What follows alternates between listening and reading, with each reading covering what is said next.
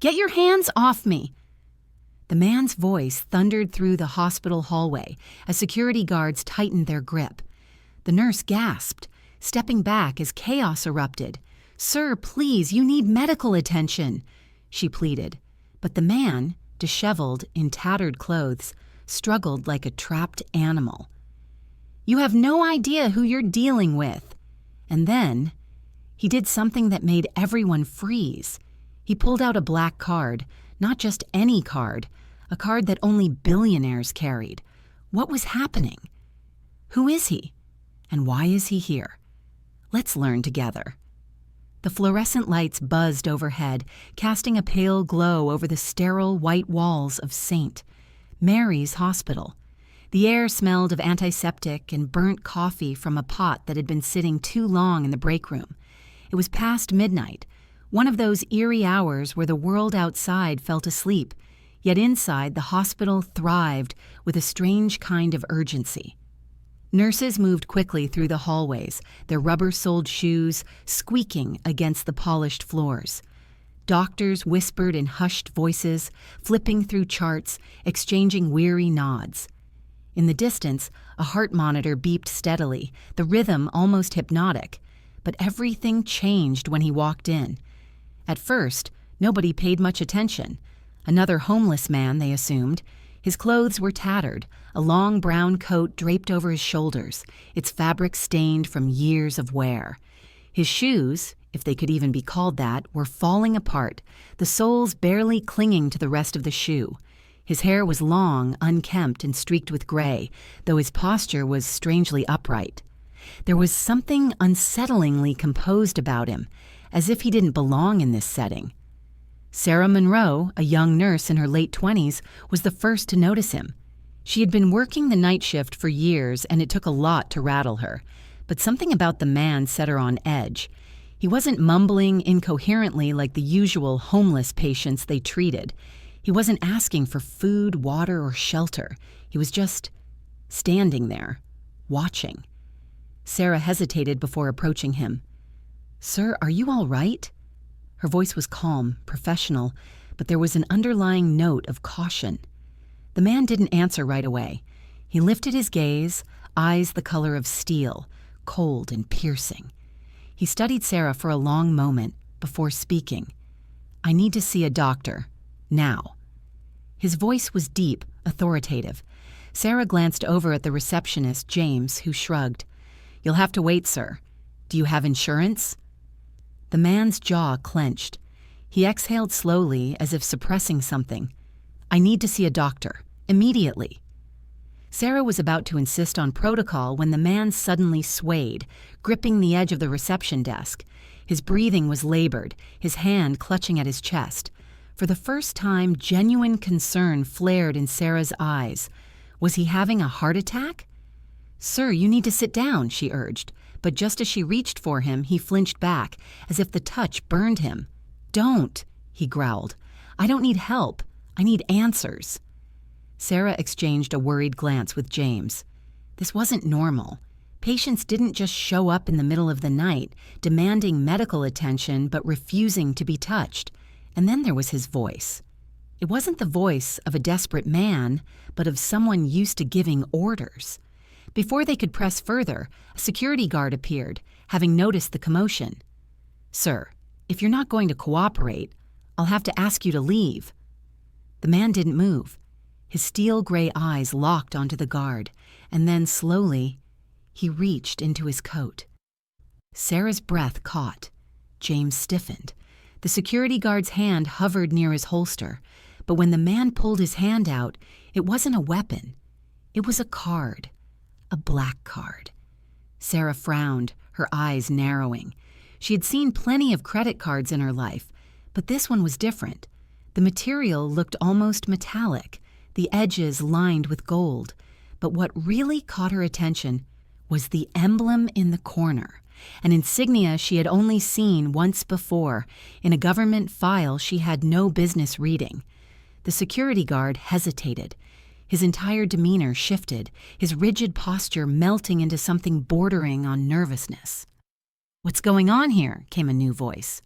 Dr. Alan Harrington strode toward them, his white coat barely swaying with each confident step. He was in his mid-50s, a seasoned physician with salt and pepper hair and the kind of presence that commanded a room.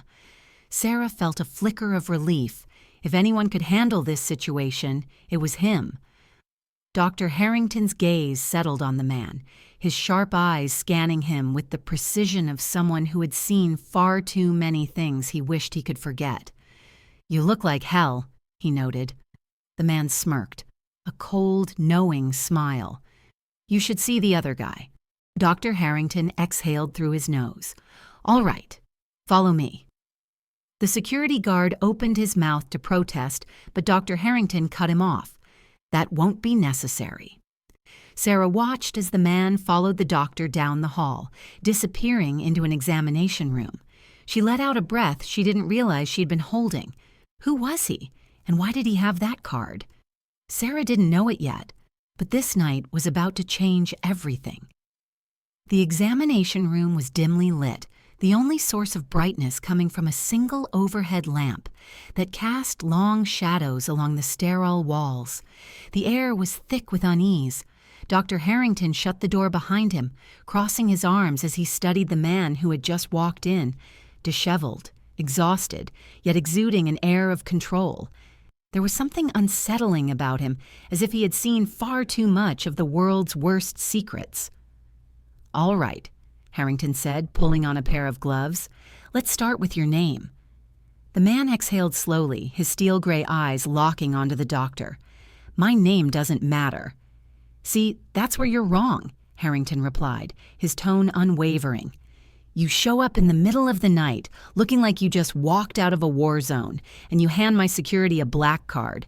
I know what that means, and I know people don't just carry those around unless they have clearance that even I don't want to ask about." He took a step closer. "But here's the thing. You're bleeding. You're shaking. Whatever you're running from, it found you. And if you don't start talking, I won't be able to help when it finds you again." The man hesitated. His breathing was shallow, his posture slightly rigid, as if he were fighting something inside himself. For a long moment, silence stretched between them, filled only by the steady ticking of the wall clock. Then finally he spoke. "I used to work for them," he muttered, his voice hoarse, "until I became a liability." Harrington's frown deepened. "Them?" The man's jaw tightened. "Government, defense, black ops, call it whatever you want. It's all the same." Harrington's expression didn't waver, but his grip on the clipboard tightened. "You're saying you were a government agent?" A bitter smirk crossed the man's lips. "I was a problem solver." That answer sent a chill down the doctor's spine. He had heard whispers of people like this, operatives who handled situations before they ever became public knowledge. But something wasn't adding up. If you were one of them, why are you here now? The man finally leaned back, exhaustion evident in his posture. "Because I saw something I wasn't supposed to see." Before Harrington could respond, the lights in the room flickered. The man instantly tensed, his entire body coiling like a spring. His hand moved toward his coat, but before he could react, boom! A thunderous explosion rocked the hospital. The walls trembled, glass shattered, and the emergency alarms began wailing throughout the building. A nurse screamed from the hallway. The scent of smoke filled the air almost instantly. Harrington stumbled, catching himself on the counter. His heart pounded. What the hell was that? The man was already moving. "They found me." His words sent a fresh wave of panic through the doctor. "They?" Before he could ask anything else, the door to the examination room burst open. Two masked figures in tactical gear stormed in, their weapons already raised. Harrington barely had time to process what was happening before gunfire erupted. The man moved like a ghost. In an instant, he flipped the examination table over, using it as cover as bullets tore through the room. The fluorescent light above exploded, plunging them into half-darkness. Harrington couldn't breathe. The masked men advanced, their laser sights cutting through the haze of smoke and debris. The man acted fast. Too fast. In one swift motion, he grabbed a metal scalpel from the counter and launched it. The blade found its mark, sinking into the nearest attacker's neck. The masked figure collapsed, gurgling.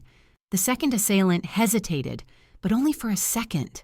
That was all the time the man needed.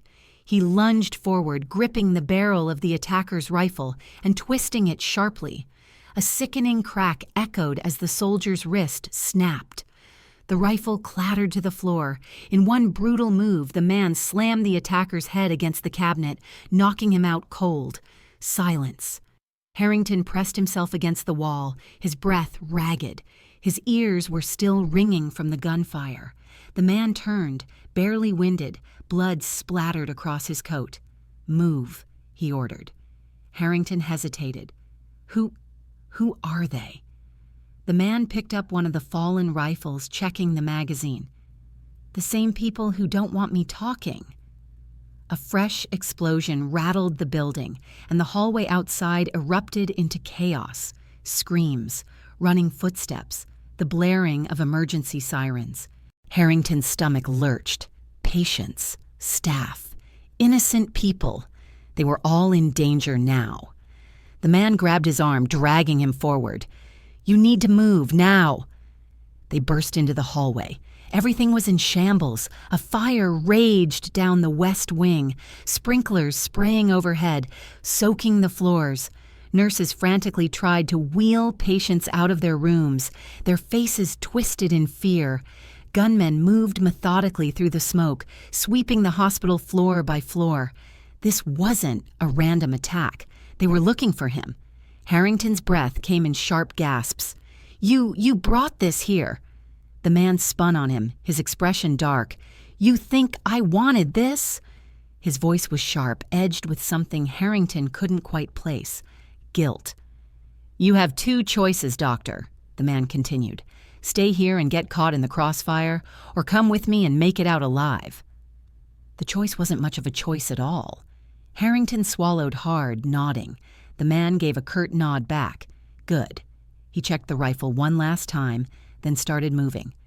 "Stay close, and whatever you do, don't stop." Harrington took a shaky breath. Then, together, they ran.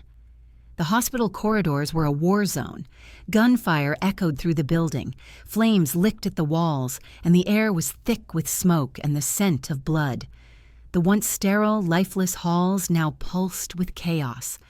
Harrington's breath came in ragged gasps as he followed the man, the fugitive who had brought destruction to his doorstep, yet paradoxically was now the only one keeping him alive.